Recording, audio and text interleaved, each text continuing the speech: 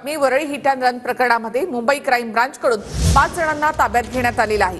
शहापूरमधील डोलखाम Banjara hill परिसरामधून 5 जणांना ताब्यात घेण्यात आलं। मीर शहाची आई आणि 2 बहिणी यांच्यासह 5 जणांना ताब्यात घेण्यात आलेलं आहे। मीर शहाचे मित्र आणि रिसॉर्टचे मालक सुद्धा या प्रकरणामध्ये ताब्यात घेण्यात आले। नमस्कार, मी सौरभ कोरटकर, तुम्ही बघत आहात TV9 मराठी। आता आपण बघूया 36 जिल्ह्यांमधल्या 72 बातम्यांचा आढावा। बुलढाण्याच्या शेगावमधील एकफळमध्ये पूर सदृश्य स्थिती, स्प्रिंकलर पाईप आणि शेतीउपयोगी साहित्य वाहून गेल्याने शेतकरी संकटात।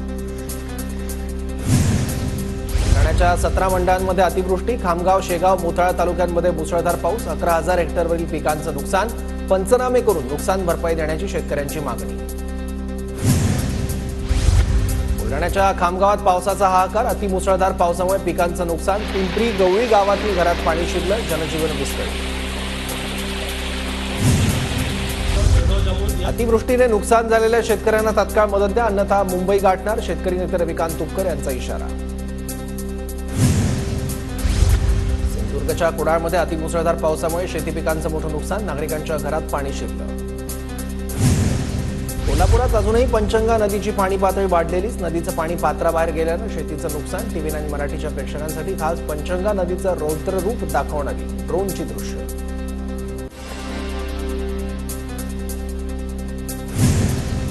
अमरावती शहरात मुसळधार पावसाची हजेरी, राजकमल चौक, रविनगर परिसरातील दुकानांमध्ये शिरलं पाणी, दुकानात पाणी शिरल्यानं अनेक व्यापारी संतप्त। पुण्यात 2 दिवसाच्या मुसळधार पावसामुळे ठिकठिकाणी शेती पिकांचं नुकसान, 2 एकर शेत डोळ्यादेखत पाण्यात गेल्यानं शेतकऱ्यांचा आक्रोश।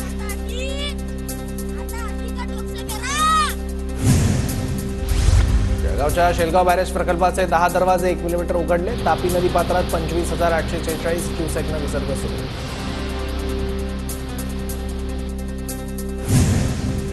जळगावात 4-5 दिवसानंतर आज पावसाने उसंत घेतली, पावसाच्या उघडीमुळे शेती मशागतीच्या कामांना वेग येणार।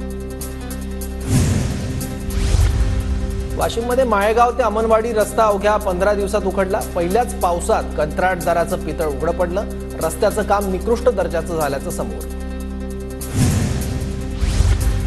चिपळूणमधील दुर्घटनाग्रस्त पूल आणि पिलरची राष्ट्रवादी अजित पवार गटाकडून पाहणी, उड्डाणपुलाचं काम निकृष्ट होत असल्याचा आरोप।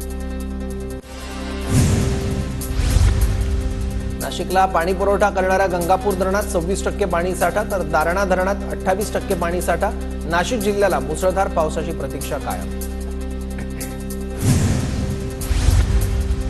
सिंधुदुर्ग जिल्ह्यात दमदार पावसामुळे जिल्ह्यातील 13 छोटी मोठी धरणं ओव्हरफ्लो, हरकुळ धरणाची ड्रोन दृश्य खास TV9च्या प्रेक्षकांसाठी।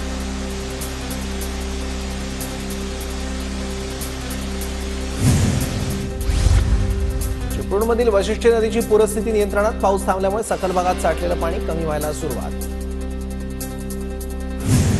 सिंधुदुर्गच्या फोंडा घाटात भलामोठा खड्डा, घाटातून अवजड वाहतुकीला बंदी। सिंधुदुर्गच्या कुडाळमध्ये घरावर दरड कोसळल्यानं घराचं मोठं नुकसान, घरात अडकलेल्या व्यक्तींना ग्रामस्थांनी बाहेर काढल्यानं जीवितहानी टळली। नांदेड जिल्ह्यातील काही भागात पावसाची दमदार हजेरी, समाधानकारक पावसामुळे शेती पिकांना जीवनदान। बीडमध्ये तुफान पावसामुळे कडी नदीवरील पूल वाहून गेला, पूल वाहून गेल्यानं परिसरातील वाहतूक बंद। भुसावळमधील हातनूर धरणाचे 14 दरवाजे 1.50 मीटर उंचीने उघडले, तापी नदीपात्रात 43,000 क्युसेकनं पाण्याचा विसर्ग सुरू। नाणेघाट इथे जलसंधारण विभागाकडून बांधण्यात आलेल्या बंधाऱ्यानं पिकांचं नुकसान, बंधाऱ्याच्या फुगवट्यातील पाण्याचा फटका, नुकसान भरपाई मिळत नसल्यानं शेतकरी कुटुंबाचं बंधाऱ्यात आमरण उपोषण। लातूरच्या खेळगावमध्ये शाळेत जाण्यासाठी विद्यार्थ्यांचा चिखलातून प्रवास, रस्त्याकडे लक्ष देण्याची ग्रामस्थांची मागणी। मनोज जरांगेंचं लातूर शहरात JCBद्वारे पुष्पवृष्टी करून स्वागत, मनोज जरांगेंची मराठा शांतता जनजागृती रॅली लातूरमध्ये।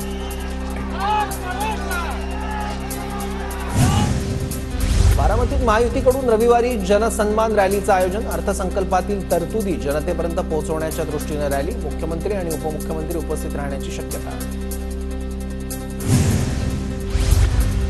इंदापुरात महायुतीमधील अजित पवार गट भाजपच्या कार्यकर्त्यांमध्ये बॅनर वॉर, विधानसभा निवडणुकांसाठी इच्छुक कार्यकर्त्यांची बॅनरबाजी। जळगावच्या चोपडा तालुक्यातील पदाधिकारी आणि कार्यकर्त्यांचा शिवसेना शिंदे गटात प्रवेश. माजी आमदार चंद्रकांत सोनवणे यांच्या उपस्थितीत आगामी विधानसभा निवडणुकीच्या पार्श्वभूमीवर पक्ष बांधणी सुरू. माजी पोलीस अधिकारी सुधाकर अंबोरेंचा नाना पटोलेंच्या उपस्थितीत काँग्रेसमध्ये प्रवेश. अंबोरेंच्या प्रवेशामागे विधानसभा निवडणुकीची रणनीती असल्याची चंद्रपुरात चर्चा.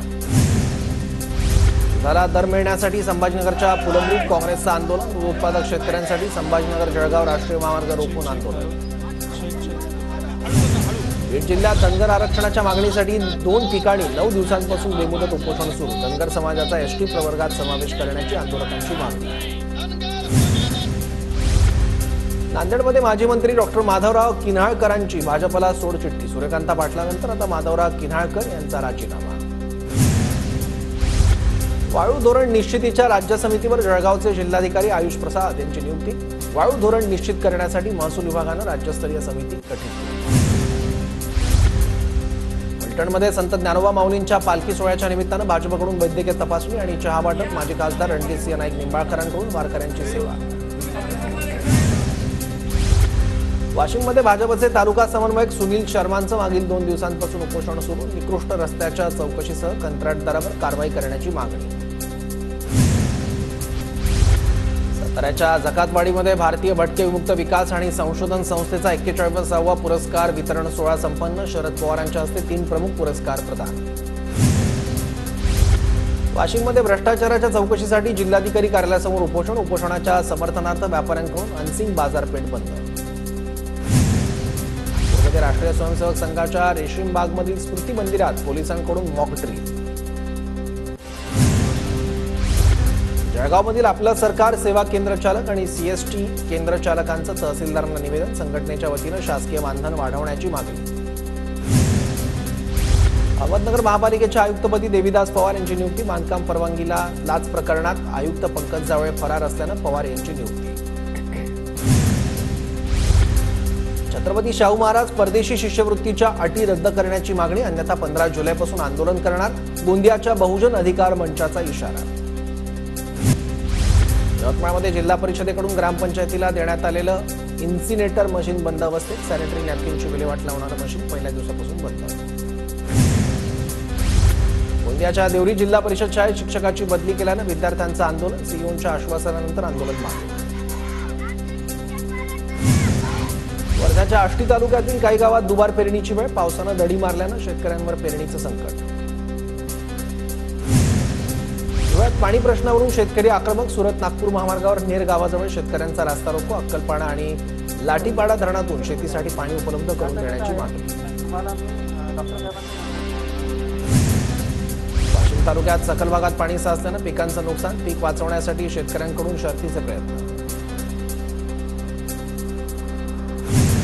येवला शहरातील शेतकऱ्यांच्या वतीनं तहसीलदारांना निवेदन. पीएम किसान योजनेअंतर्गत शेतकऱ्यांना मदत निधी आणि दुष्काळ अनुदान निधी न मिळाल्यानं शेतकऱ्यांकडून उपोषणाचा इशारा.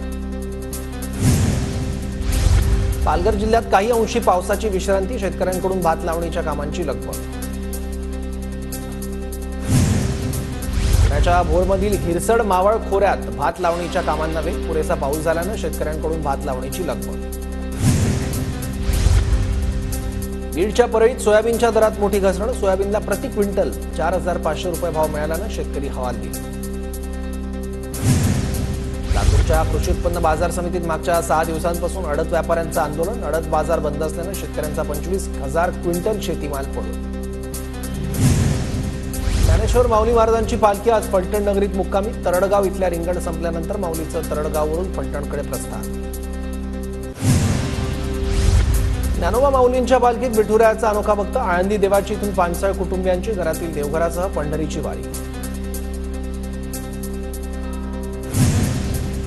साताऱ्याच्या कराडमधील 8वीत शिकणाऱ्या विद्यार्थ्यानं तुळशीच्या पानावर रेखाटलं विठ्ठलाचं चित्र रेखाटणाऱ्या विद्यार्थ्याचं सर्वत्र कौतुक.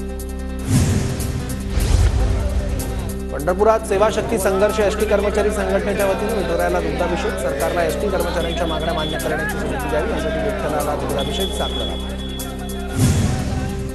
नागपूरच्या सणसर ग्रामपंचायतचा तुकोबांच्या पालखीसाठी नाविन्यपूर्ण उपक्रम. स्वच्छ आरोग्यदायी वारी संदेश देणारा नाविन्यपूर्ण उपक्रम. वाशिममध्ये ग्रामसेवकासह 4 जण एसीबीच्या जाळ्यात. ग्रामपंचायत अंतर्गत वसुली करून लाच घेतल्याप्रकरणी कारवाई. मानोरा तालुक्यातील आमगव्हाणमधील घटना.